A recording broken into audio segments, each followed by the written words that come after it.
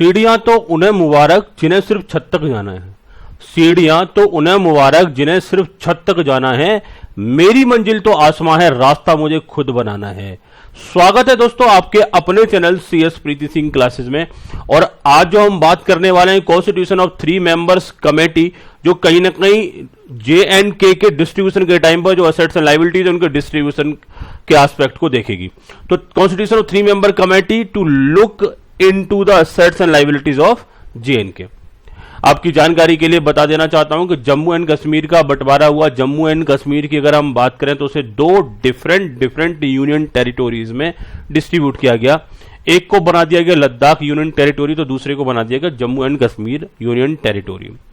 अब यहां पर एसेट्स एंड लायबिलिटी का डिस्ट्रीब्यूशन था, तो एक 3 मेंबर्स कमेटी बनाई गई। तो ये क्वेश्चन आपसे पूछा जा सकता है कि 3 मेंबर कमेटी किस रेफरेंस में थी। तो यहां पर डिस्ट्रीब्यूशन या look into the matter of assets and liability of JNK में थी, के रेफरेंस में थी। A 3 member panel has been formed by the union government। किसने बनाया? यूनियन गवर्नमेंट ने। किस लिए बनाया? To oversee the implementation of bifurcation of Jammu and Kashmir into 2 union territories. JNK का जो डिस्ट्रीब्यूशन 2 अलग अलग यूनियन टेरिटोरी में हुआ, उस रेफरेंस में यहां पर डिस्ट्रीब्यूशन को देखने के लिए या उसके डिस्ट्रीब्यूशन के या बाइफरकेशन के इम्प्लीमेंटेशन को देखने के लिए इस पर्टिकुलर कमेटी को बनाया गया। The 3 member advisory committee will be headed by the former defense secretary Sanjay Mitra. Exam में अगर क्वेश्चन आता है कि जो 3 मेंबर एडवाइजरी कमेटी थी, इसके चेयरमैन कौन थे, इसके हेड कौन थे, तो आंसर क्या रहेगा? संजय मित्रा। और इसके मेंबर कौन थे? मेंबर की बात करेंगे, 2 मेंबर थे, retired IAS officer Arun Goyal and retired Indian civil account officer Giriraj Prasad. दोनों की हम बात कर लेते हैं। The 3 member advisory committee will be headed by the former defense secretary Sanjay Mitra and member include the retired IAS officer Arun Goyal and retired Indian civil account officer Giriraj प्रसाद। इनकी हम बात कर रहे थे। यहां पर मेंबर को लेकर के क्वेश्चन पूछा जा सकता है, और दूसरा क्वेश्चन जो बन सकता है किसको लेकर? हेड को लेकर के क्वेश्चन बन सकता है। इस कमेटी के हेड कौन थे? अगले एस्पेक्ट पे अगर चलें तो कमेटी की अगर हम बात करें, the committee will have to oversee, क्या काम करना है कमेटी ने, क्या देखना है?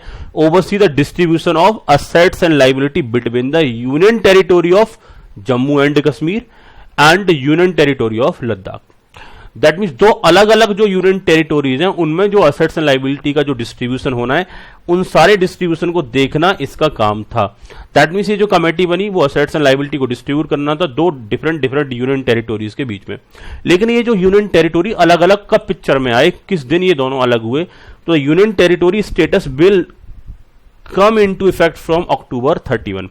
ये यूनियन टेरिटोरी का जो स्टेटस था वो अक्टूबर 31 को कहीं ना कहीं पिक्चर में आया। आपकी जानकारी के लिए बता देना चाहता हूं, इससे पहले आर्टिकल 370 हुआ करता था, जिसमें जम्मू एंड कश्मीर को स्पेशल स्टेटस मिला हुआ था।